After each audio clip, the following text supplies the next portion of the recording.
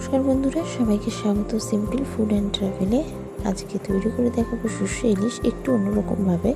ভিডিওটা স্কিপ না করে সম্পূর্ণ দেখার অনুরোধ রইল। ভালো লাগলে লাইক, শেয়ার, কমেন্ট করবেন, চ্যানেলটা সাবস্ক্রাইব করবেন। চলুন ভিডিওটা শুরু করা যাক। এখানে একটা 1.5 কেজি ওজনের ইলিশ মাছ নেওয়া হয়েছে।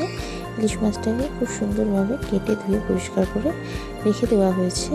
তার থেকে কিছুটা মাছ নুন আর হলুদ দিয়ে মাখিয়ে রেখেছি।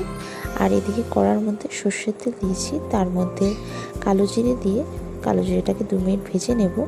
ভাজা হয়ে গেছে, নুন হলুদ মাখিয়ে রাখা ইলিশ মাছগুলো দিয়ে দিলাম।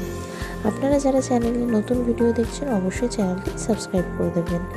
মাছে খুব সুন্দর ডিমও আছে, আর মাছগুলো খুব সুন্দরভাবে মাছগুলোকে হালকা করে লাল লাল করে ভেজে নেব। খুব বেশি ভাজার প্রয়োজন নেই, ভেতরে ইলিশ মাছ খুব বেশি না ভাজলেও ভালো লাগে খেতে। তো এইভাবে হালকা লাল লাল করে ভেজে নিচ্ছি।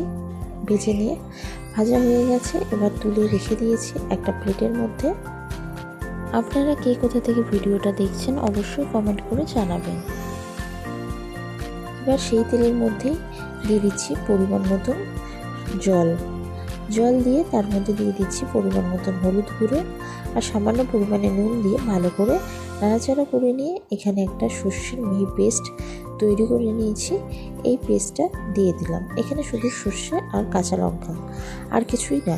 সর্ষে পেস্টটা দিয়ে তারপরে একটু 5 থেকে 6 মিনিট ফোটার পরে এর মধ্যে ভেজে রাখা মাছগুলো এক এক করে দিয়ে দেব। আপনারা যারা চ্যানেলটি সাবস্ক্রাইব করেছেন তাদেরকে অসংখ্য ধন্যবাদ। এইভাবে কখনো সর্ষে ইলিশ তৈরি করবেন, একটু অন্যভাবে, খেতে সত্যি অসাধারণ হবে আর মুখে তো লেগে থাকবেই। ঝোলটা ফুটে গেছে, এবার এর মধ্যে মাছগুলো দিয়ে দিলাম। দিয়ে ভালো করে একটু নাড়াচাড়া করে নিলাম, উল্টে পাল্টে নাড়াচাড়া করে নিয়ে আরও 2 থেকে 3 মিনিট ভালো করে ফুটতে দেব। 6-7টা কাঁচা লঙ্কা চিড়ে দিয়ে ভালো করে একটু নাড়াচাড়া করে নিয়ে নাবিয়ে রেখে দেব।